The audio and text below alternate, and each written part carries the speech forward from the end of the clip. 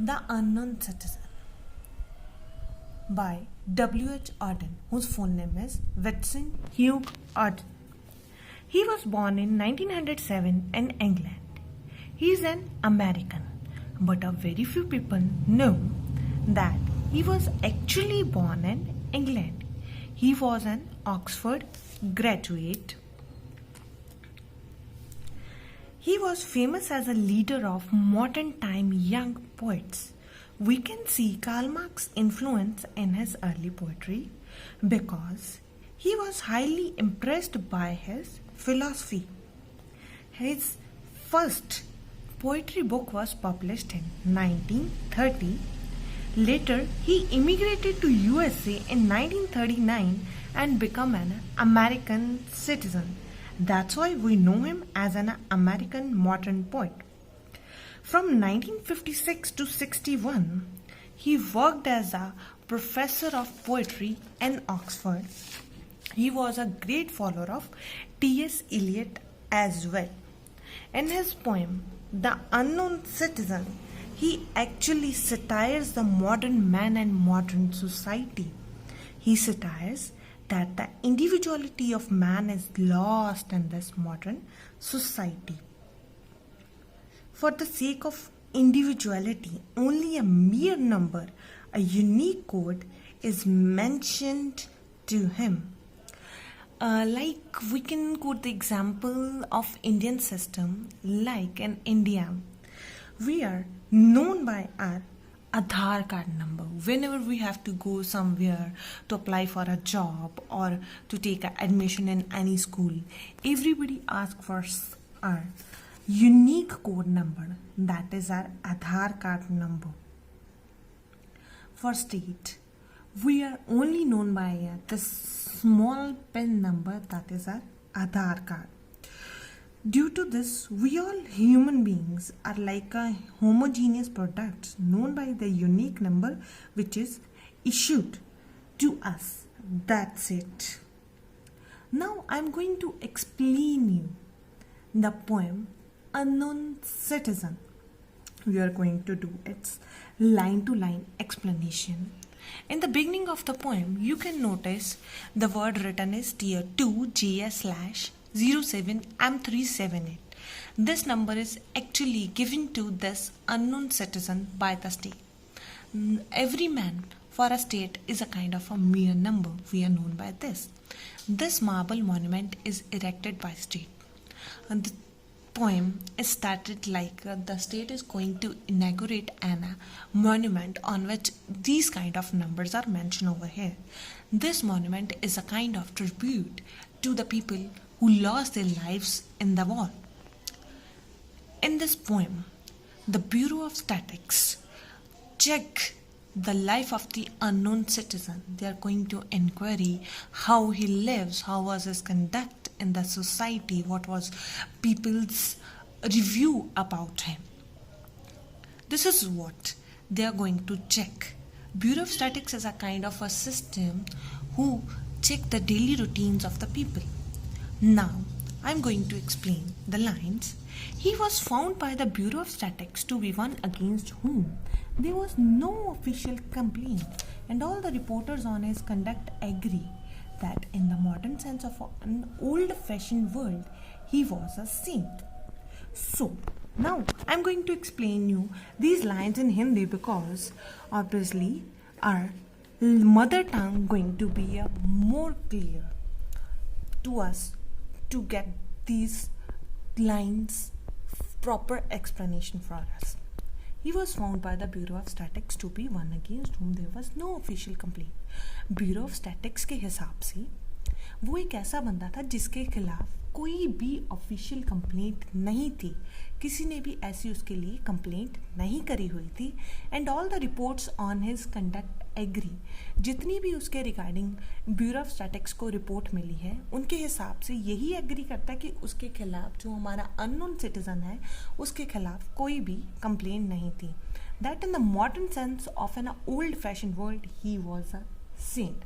अगर modern society के हिसाब से देखा जाए वो बिल्कुल एक सेंट की तरह था, बिकॉज ना ही उसने कभी किसी को हार्म करा था, ना ही उसी के खिलाफ किसी की कोई कंप्लेंट थी. Everybody was happy with that person. Then for an everything he did he serve the greater community. उसने पूरी जिंदगी जो कुछ भी करा सिर्फ और सिर्फ अपनी कम्युनिटी को सर्व करा. जो उसकी कम्युनिटी की डिमांड थी उसने वही चीज़ें करी और उन्हीं को ही निभाता गया. Except for the war till the day he retire. जब वॉर का टाइम था वो वॉर में लड़ रहा था. उसके बिना, वॉर के बिना जितनी देर तक वो रिटायर नहीं हुआ उतनी देर तक उसने अपनी कम्युनिटी की नीड्स को सर्व करा. जो उसको चाहिए था, उसकी कम्युनिटी जो मांग रही थी वही वो करता था. He worked in a factory and never got fired. वो एक फैक्ट्री में काम करता था और कभी भी उसको फायर नहीं करा गया, बाहर नहीं निकाला गया. क्यों नहीं निकाला गया? बिकॉज वो एक अच्छा इंसान था. उसकी फैक्ट्री को जो एक अच्छे एम्प्लॉयज से रिक्वायरमेंट होती है वो सारी फिल करता था. इसीलिए कभी भी कोई उसके अगेंस्ट नहीं जाता था और उसको कभी भी किसी ने फायर नहीं करा. But satisfy his employers. Obviously वही बात आ गई कि उसके एम्प्लॉयर्स जो थे सेटिस्फाई थे. फज मोटर इनकॉर्पोरेशन जो कि सारे यहाँ पे थे. तो यहाँ पे ये क्लियर होता है कि हमारा जो अननोन सिटीजन था जहाँ पे भी काम कर रहा था, everybody was fully satisfied with him. He was fully perfect in his work. Nobody have any complaint against him. Yet he wasn't a scrap or a odd in his view. यहाँ पे बच्चों scrap का मतलब है disloyal. Yet he wasn't a scrap. He was not a disloyal man or a odd in his views. और बिल्कुल भी उसके विचार अपनी कंपनी की अकॉर्डिंगली बिल्कुल भी ऑड नहीं जाते थे. कभी भी उनकी पॉलिसीज़ के अगेंस्ट ही नेवर क्वेश्चनड कि ये चीज़ ऐसे क्यों है, हमारे लिए ये अच्छा नहीं है. वट एवर उनकी जो पॉलिसीज़ डिसाइड करती थी उसी के हिसाब से वो चलता था. For his union report that he paid his dues. उनकी यूनियन ऑब्वियसली अगर वो किसी कंपनी में काम कर रहा है तो वहाँ पे कोई ना कोई यूनियंस होंगी. ठीक है, तो उन यूनियन के रिपोर्ट के हिसाब से वो अपनी यूनियन के अकॉर्डिंगली भी चलता था. ये कहाँ से शो होता है? बिकॉज वो सारे के सारे अपनी यूनियन के पे जो है, ड्यूज जो है वो सारे पे करता था. A report on his union shows it was sound. मतलब कि यूनियन के रिपोर्ट के हिसाब से वो एक बहुत अच्छा साउंड बंदा था जो कि सबको खुश रखता था और अपनी सोसाइटी के अकॉर्डिंगली जो उसकी सोसाइटी की नीड थी उसके हिसाब से चलता था. And our social psychology workers found that he was popular with his mate and like a drink. ठीक है, तो जो हमारे सोशल साइकोलॉजिस्ट हैं उन्होंने जो उसकी लाइफ के बारे में चेक करा, वहाँ के वर्कर्स के साथ जो उनके रिव्यूज़ आए उनके अकॉर्डिंगली उनके बहुत अच्छे दोस्त थे अननोन सिटीज़न के. वो अपने फ्रेंड्स के बीच में पॉपुलर था और जब भी रिक्वायरमेंट होती तो वो उनके साथ एक आधी ड्रिंक लेना पसंद करता था. बिकॉज ये भी एक कम्युनिटी की नीड थी कि हम लोग जहाँ पे भी बैठते हैं वी यूज टू एंजॉय. तो वो अपने फ्रेंड्स के साथ एंजॉय करने के लिए he likes to drink. Next, the press is convinced that he brought a paper every day and that his reaction to advertisement were normal in every way.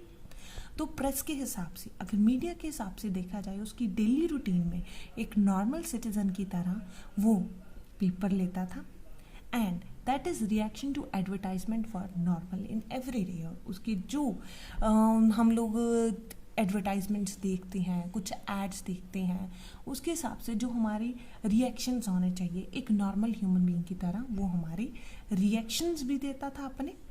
Policies taken out in his name prove that he was fully insured. ठीक है, आगे जब उसकी life के बारे में उन्होंने bureau of statistics ने आगे फर्दर इन्वेस्टिगेट करा तो पता चला कि उसने अपने लिए पॉलिसीज़ भी ली हुई थी जिसके कारण ही वॉज फुली इंश्योर्ड.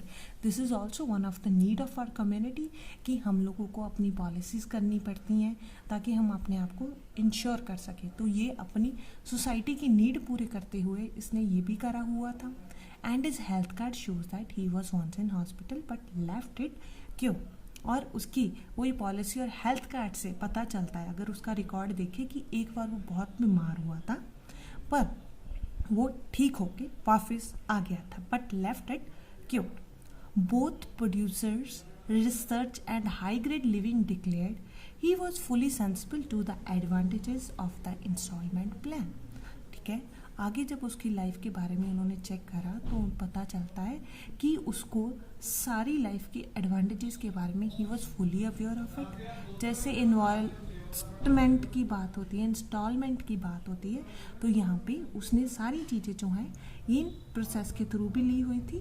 तो सारी अपनी जो रिक्वायरमेंट होती है एक मॉडर्न मैन की, मॉडर्न घर में जो चीज़ें चाहिए होती है वो सारी उसके पास थी। And had everything necessary to modern man, जो एक मॉडर्न मैन के लिए नेसेसरी है वो सारा कुछ उसके पास था। A phonograph, a radio, a car and a फिट्सटरी। ठीक है, तो उसके पास फोनोग्राफ जो जिसको हम लोग कहते हैं कि जहाँ पे म्यूज़िक चलता है, पुरानी स्टाइल में होता था ना कि एक वो ब्लैक सी सीडी जिसको हम पेन के साथ टच करते थे और साउंड चलने लगता था, वो फोनोग्राफ, रेडियो, कार, सारा कुछ जो उसकी डेली रूटीन में उसको जितनी भी चीज़ें चाहिए वो सारा कुछ था। Our researchers into public opinion are content that he held the proper opinion for the time of year. When there was peace, he was for peace. When there was war, he went. तो हमारे researchers ने ये check करा कि जैसे हमारी community की need होती थी वो उसी के अकॉर्डिंगली चलता था। जब शांति थी, पीस था दुनिया में, उसकी सोसाइटी में, उतनी देर तक तो वो शांत में ही अपनी फैक्ट्री में काम करता रहा। When there was war he went, जब वॉर का टाइम आया, उसकी कम्युनिटी को सर्व करने का टाइम आया तो उसने वॉर में पार्टिसिपेट करा।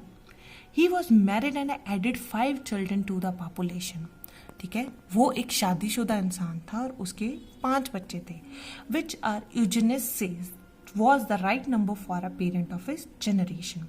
यूजेनिस्ट बच्चे वो होते हैं जो कि हमारे जिसे बोल सकते हैं हम लोग कि फैमिली नंबर्स को चेक करती है, जिनके हिसाब से वो बताते हैं। जैसे अभी थोड़ा टाइम पहले चलता था कि there is a need of only 2 children, हम दो हमारे दो, जैसे डायलॉग्स चलते थे, एक स्लोगन चला हुआ था लोगों को इंस्पायर करने के लिए। उस टाइम पे वो जो यूजेनिस्ट थे उनके हिसाब से सोसाइटी की जितनी नीड थी उतने he had a right number of children, which our eugenist says was the right number for the parent of his generation. उस जनरेशन के हिसाब से जितने बच्चे चाहिए थे उसके पास उतने ही थे। And our teachers report that he never interfere with their education. जब उनकी बच्चों की टीचर्स के साथ उनकी बात हुई, then they came to know कि वो कभी भी अपने बच्चों की एजुकेशन में इंटरफेयर नहीं करता था। जो भी उनके बच्चों की नीड थी वो सारी की सारी कोशिश करता था उनको कंप्लीट करने की। Was he free? Was he happy? अब आगे से जो हमारा पोइट है वो क्वेश्चन पूछता है। ये सारा कुछ तो अभी तक हमने जो चेक करा कि अपनी फैक्ट्री में काम करता था, लोगों को सेटिस्फाई करता था, उसके बाद जो भी था अपने फ्रेंड्स के साथ ड्रिंक लेता था, नींद थी, न्यूज़पेपर लेता था, उसकी हेल्थ कार्ड के बारे में। देन वी केम अबाउट कि जो हमारी जनरेशन है जितनी चाहिए थी उतनी उनके हिसाब से चलता था। ये सब के बाद वो सटायर करता है, वो क्वेश्चन पूछता है हमारा पोइट, वॉज ही फ्री? क्या वो अननोन सिटीजन फ्री था? Was he happy? क्या वो खुश था? बिकॉज उसने तो पूरी जिंदगी लोगों को, सोसाइटी को ही सर्व कर दी, जो उनकी नीड थी वही देता था। The question is observed. सुनने में ये क्वेश्चन ऑब्जर्व्ड लगता है। Had anything been wrong, we should certainly have heard. क्या कुछ गलत हुआ था जो कि हमें सुनना चाहिए था। This way he satires on the modern society कि किस तरीके से एक मॉडर्न मैन जो है जिसने कि अपनी पूरी जिंदगी निकाल दी, पूरी सोसाइटी को सर्व कर दी उसकी नीड के accordingly, but at the end हमारी सोसाइटी ने उसे क्या दिया? एक मियर नंबर। उस नंबर के अलावा nobody knows his name, what was his likes and dislikes. इसीलिए हमारा जो पोएट है इस पोएम में वो सटायर करता है that a modern man has lost his individuality in this modern society. That's why he's totally unknown for us. That's why हमारा जो पोएट है उसने इस पोएम को नाम दिया है द अननोन सिटीजन।